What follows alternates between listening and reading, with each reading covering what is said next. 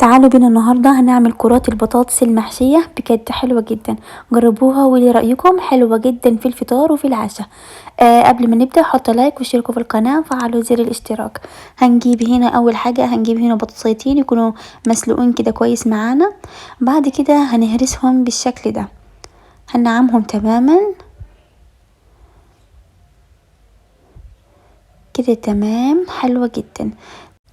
ولازم تهرسيها لما تكون سخنة معاكي علشان تتهرس معاكي وتبقى ناعمة جدا كده. ايه، جهزت معانا. بعد كده هنحط هنا التوابل بتاعتنا، هنحط معلقة صغيرة من الملح، وهنحط هنا فلفل اسود، وهنا عندي فلفل مقطعاه مكعبات صغيرة، وهنا عندي بصل متقطعاه برضو مكعبات صغيرة.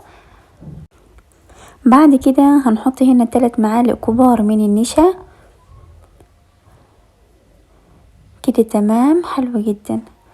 بعد كده هنحط سنة صغيرة من بودرة الثوم، وهنحط هنا معلقة كبيرة من الصويا صوص. بعد كده هنحط هنا بيضة كاملة،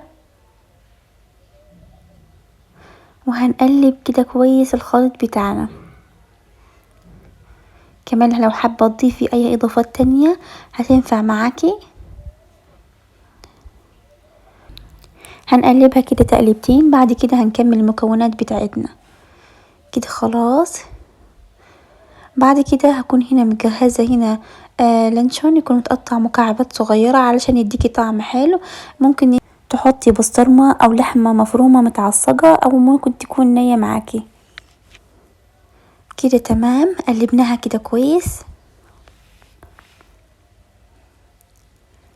حلوة جدا كده. ظبطت معانا، شايفين القوام بتاعها بيبقى ايه، ماسك نفسه شوية.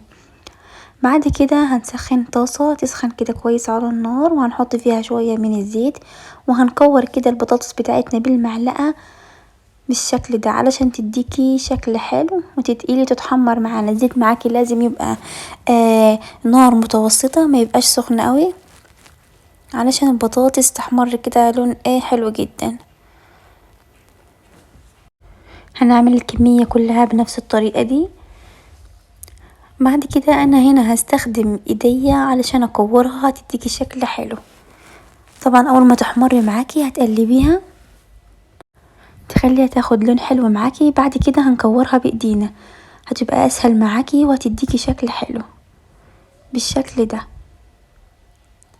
طبعا هتعملي الكمية كلها بنفس الطريقة دي لحد ما تخلص معاكي.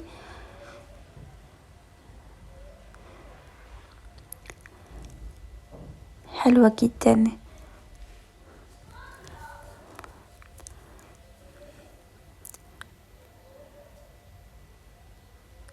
كده. تمام، شايفين بسهولة جدا، مش هتلزق معاكي. اول ما تبتدي تحمر معانا هنشيلها بالشكل ده، نحطها على ورق مناديل. شايفين اللون بتاعها حلو قوي وطعمها كان جميل جدا.